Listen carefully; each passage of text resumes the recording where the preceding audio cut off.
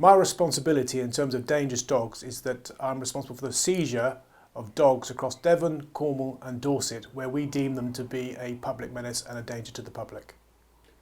Yeah, there have been some mixed response of figures in the public domain, so I want us to clarify. Since 2012 we have seized in the region of 200 dogs, only 4 of which we gave an instruction not to exercise because of their risk to the members of the public. And on the only occasion that that was not followed, one of the dog handlers was mauled by the dog, requiring surgery and plastic surgery. Where we come across a dog which we believe to be dangerous and in the public domain, we will seize it. On the 4 occasions that we given instructions not to exercise it because of its severity of its behaviour, then we would check it on a regular basis for its welfare purposes.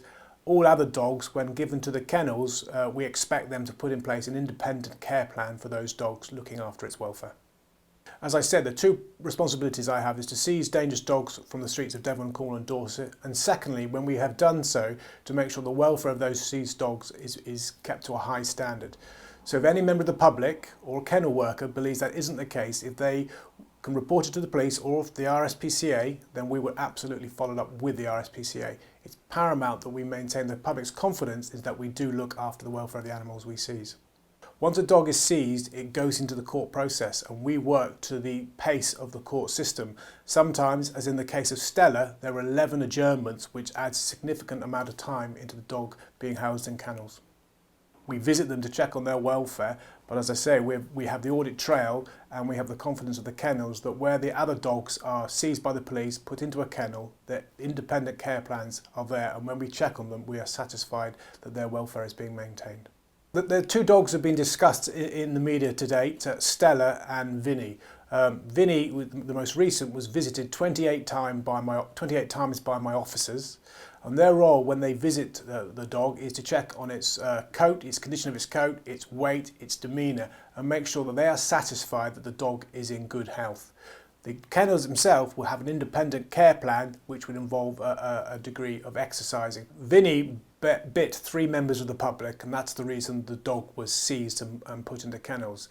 The courts deemed that the Vinny's owner was not fit to have Vinny or any other dog for a period of 10 years. And when it came to the court process, we wrote to the courts trying to offer a solution in terms of rehousing the dog with an experienced handler. The court decided that the dog should be destroyed.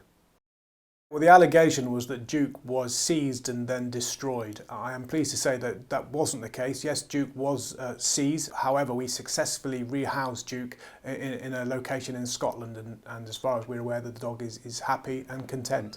We always strive to rehome the dogs, and where possible, return the dogs to the owners awaiting court process.